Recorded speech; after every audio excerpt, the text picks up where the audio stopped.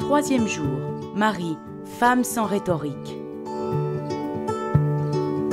Marie n'est pas une femme aux nombreuses et belles paroles. Elle a quelque chose de plus important à faire que de soigner son image et sa visibilité.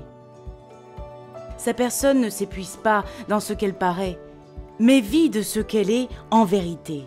Elle sait qu'elle doit cultiver l'authenticité et la profondeur de son amour pour le Fils de Dieu, pour les siens et pour chaque sœur et frère, présent et futur. Elle sait que lorsque l'amour est là, il se répand et trouve une manière authentique de se rendre visible.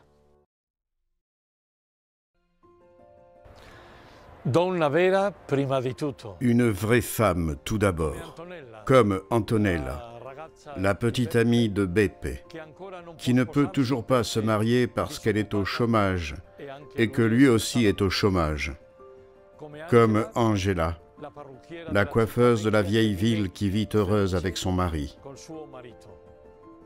comme Isabelle, la veuve de Léo qui est mort dans un naufrage le mois dernier, la laissant avec 3 enfants sur les bras, comme Rosanne, la religieuse qui travaille auprès des toxicomanes dans un foyer. Vraie femme, naturelle, sans maquillage physique et spirituel. Femme à qui Dieu a voulu tailler une robe de mariée. Vêtue de soleil et couronnée d'étoiles. Une vraie femme, mais surtout une femme de peu de mots, non parce qu'elle est timide, comme Rossella qui se tait toujours de peur de faire une erreur. Non pas parce qu'elle est irrésolue comme Daniela qui cède systématiquement aux abus de son mari, au point de rompre toute discussion en lui donnant toujours raison. Une femme de peu de mots, parce que saisie par la parole, faite de monosyllabes, rapide comme un oui ou d'abandon, total comme un amen. Tout en elle est prière. Nous voulons être accompagnés par elle dans nos pauvres vies, dans un jeûne qui est avant tout de mots.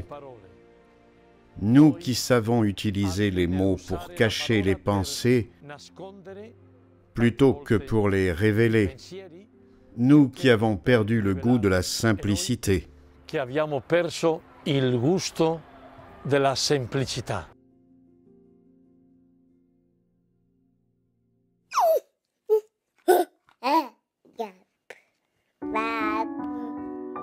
Au temps d'Hérode, la nuit de la naissance de Jésus, des anges ont apporté la bonne nouvelle aux bergers.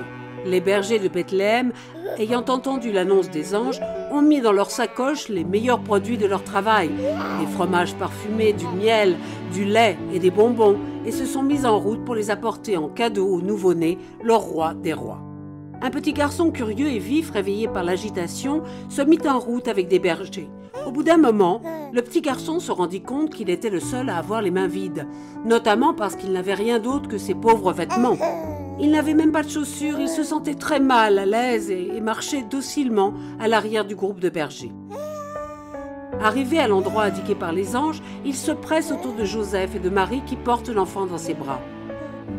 Le petit berger s'est glissé entre les jambes des bergers, s'est approché de Marie et est resté à observer la scène, les yeux grands ouverts.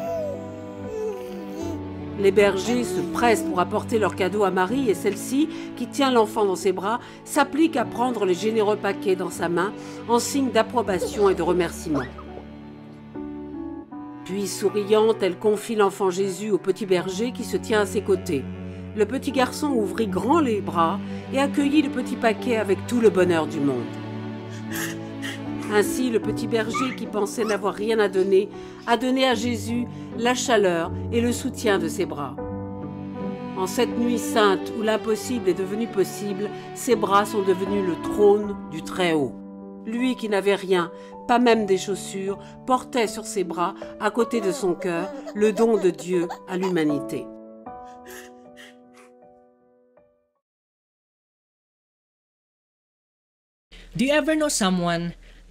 Connaissez-vous quelqu'un qui a beaucoup de pouvoir, mais qui fait preuve de simplicité? Une personne qui est vraiment royale, mais humble. J'en connais une.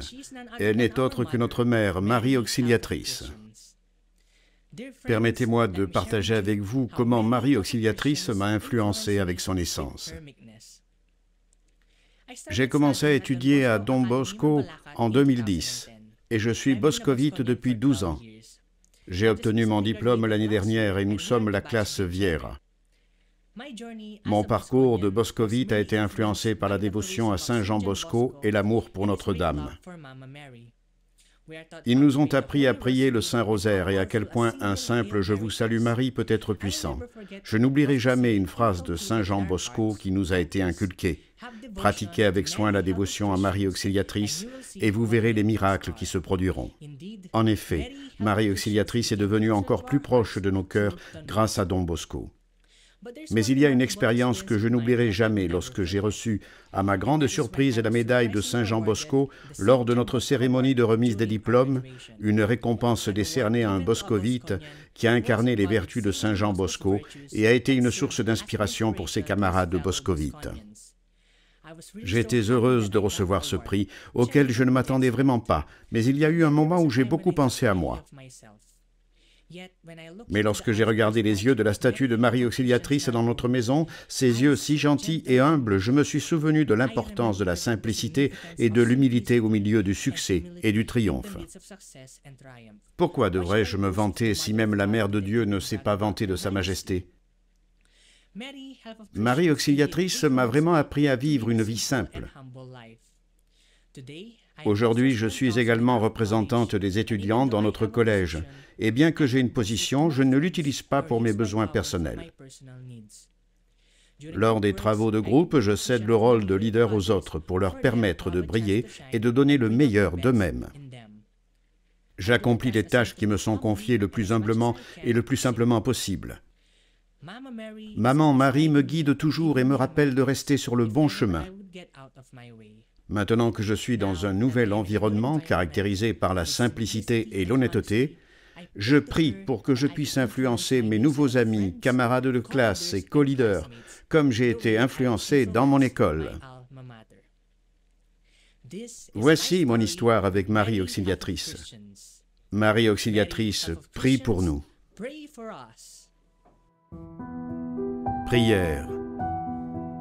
Sainte Marie, symbole du monde féminin opprimé, nous te prions pour toutes les femmes de la terre. Tu as connu la solitude, l'humiliation et la douleur, mais tu as fait preuve d'une fierté féminine qui a inspiré la liberté. Accorde à toutes les femmes, face aux souffrances de toutes sortes, de ne pas courber l'échine, mais de rester fortes. Aide-nous à trouver le bon chemin pour nous éloigner des hégémonies des nouveaux oppresseurs et à nous libérer du machisme qui t'a souvent défiguré. Aide-nous à interpréter la vie avec les catégories de la féminité, en préservant la nouvelle humanité d'une fausse libération.